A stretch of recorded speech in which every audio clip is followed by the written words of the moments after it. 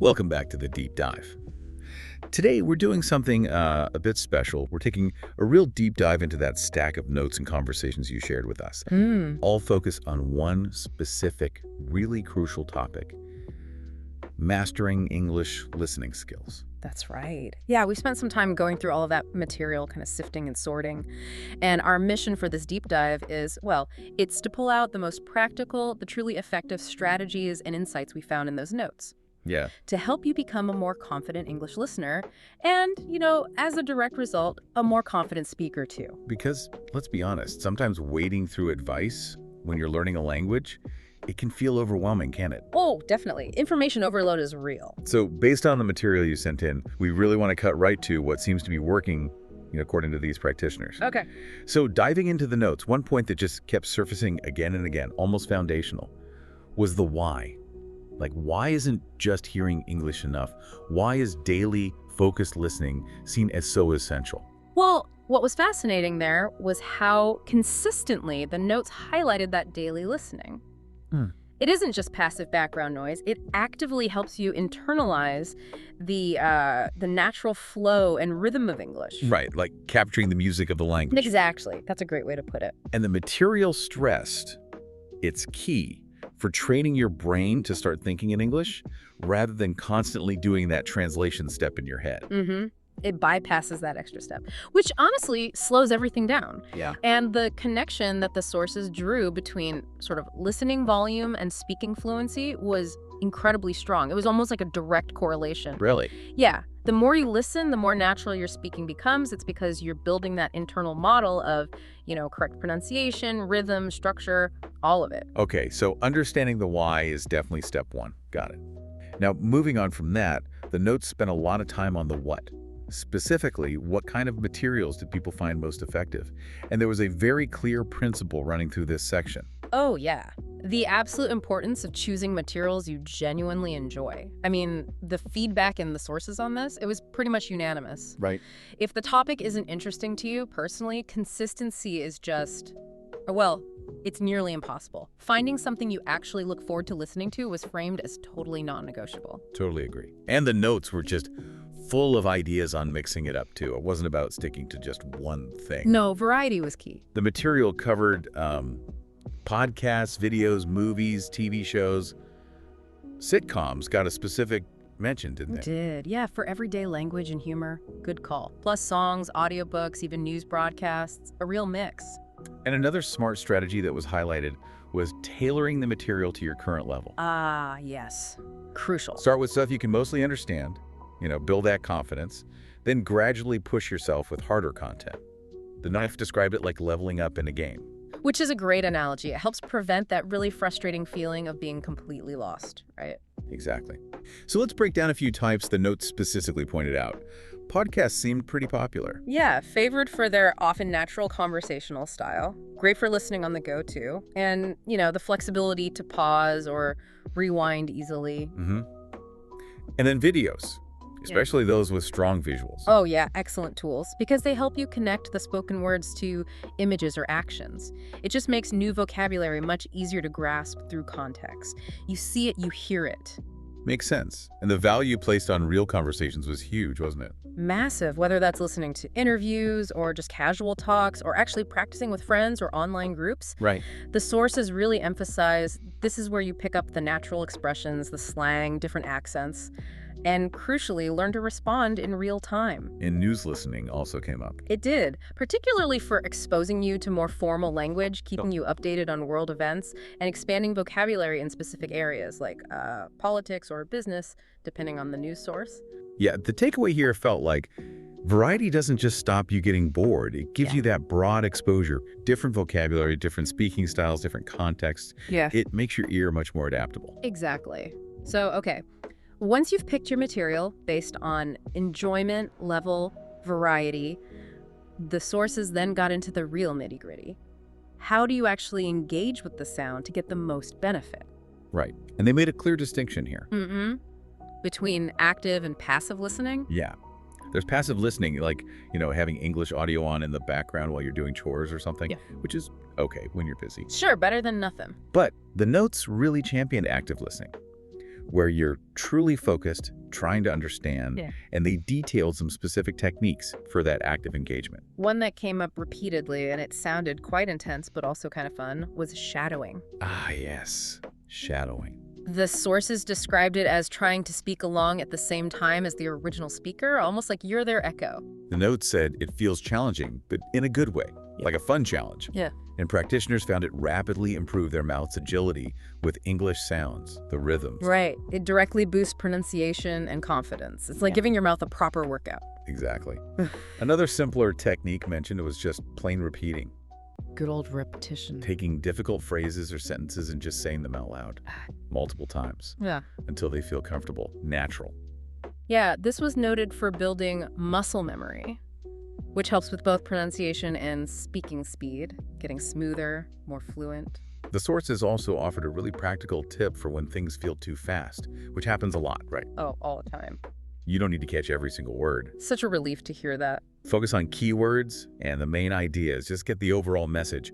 This was seen as a vital strategy to avoid feeling overwhelmed, especially with faster speakers. Absolutely. And linked to that was using context, described as absolutely vital. Even if you hit a word you don't know, the surrounding words, the topic, the situation, they often give you enough clues to make a good guess. Right. And focusing on that overall message helps you stay relaxed and just keep understanding the flow, rather than getting stuck on one word. And leveraging visuals or subtitles was a big one too, especially for beginners. Definitely a good starting point. Starting with subtitles, particularly English ones, helps connect the spoken word to the written word, kind of like a safety net. Yeah.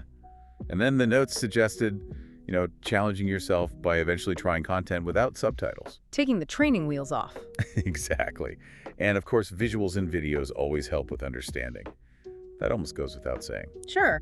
The sources also brought up listening at different speeds. Oh yeah, how so? Well, slowing down specific tricky sections helps you process difficult parts, but then occasionally speeding things up a bit can train your ear for faster, more natural speech. Ah, okay. So it's about stretching your abilities in both directions. Precisely. Kind of like interval training for your ears. Interesting.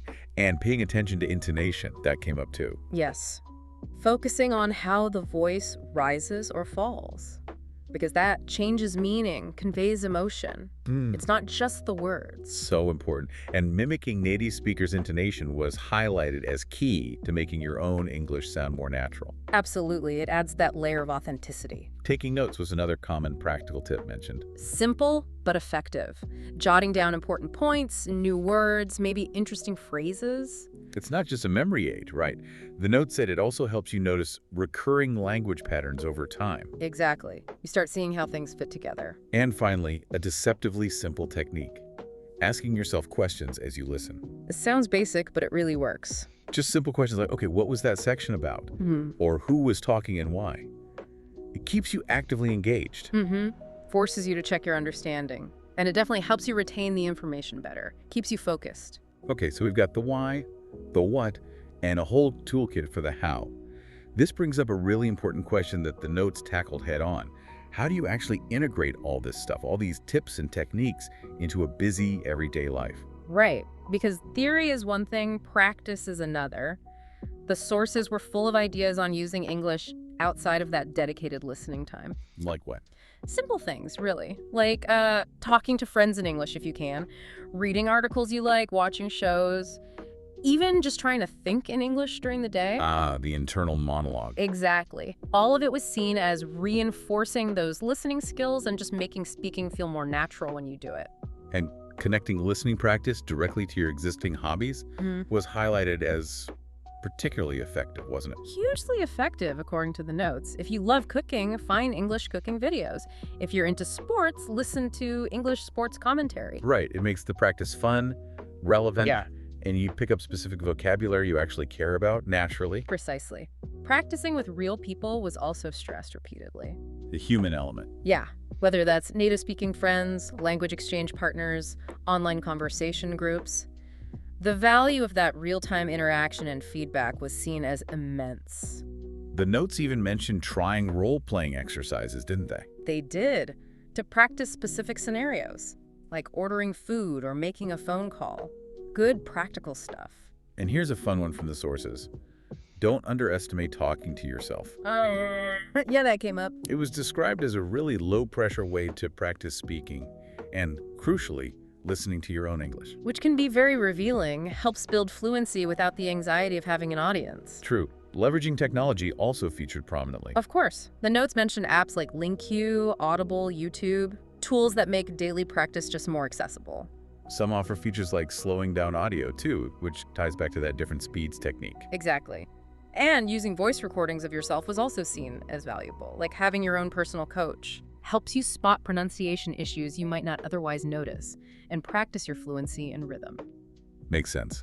And a common theme for integration was embracing repetition. Yes. The notes suggested listening to the same audio clip multiple times isn't just okay, it's actually encouraged. Really? Not just keep finding new stuff. No, apparently it builds confidence and memory more effectively than just rushing through tons of different material only once. Quality of engagement over sheer quantity. Okay, that's a really interesting point. Now, what's fascinating here is that the notes didn't, paint a rosy picture. They didn't shy away from the fact that practice isn't always easy. Not at all. There are moments of frustration. Everyone hits them. So how do these sources suggest actually staying consistent and motivated, over the long term? Well, setting realistic, small goals was a really consistent piece of advice. Small being the key word. Definitely. Start incredibly small. Maybe just commit to 10 minutes of active listening a day. Or aim to actively learn, say, just 5 new words from a listening session. Things that feel doable. Exactly, because those small wins really add up over time. And the mantra seemed to be, consistency beats intensity. Absolutely. Small daily steps were seen as leading to much bigger gains in the long run than, trying to do a huge 3-hour session once a week. It's framed as a marathon, definitely not a sprint. Couldn't have said it better. And patience was absolutely key. The notes really acknowledged that progress will be slow sometimes. And that's okay. That's totally okay. And feeling frustrated when you don't understand everything, that's a completely natural part of the learning process. The advice was basically, be kind to yourself, acknowledge it, and keep going. Dealing with that frustration explicitly came up too. It did. When you feel lost or stuck, the notes suggested reminding yourself that mistakes and challenges are actually proof you're learning. You're pushing your boundaries. Right. It means you're stretching yourself. Exactly. Staying positive through those inevitable dips was seen as vital. Keeping a listening journal was another suggested tool for motivation. Yeah, just a simple log. Jotting down what you listened to, maybe a few new words, or just a thought about the content. How did that help motivation? It helps you track your progress. You can look back and see, wow, look how far I've come. It provides that visible proof of improvement. Nice. And linked closely to consistency was staying motivated by mixing those fun materials we talked about earlier. Definitely.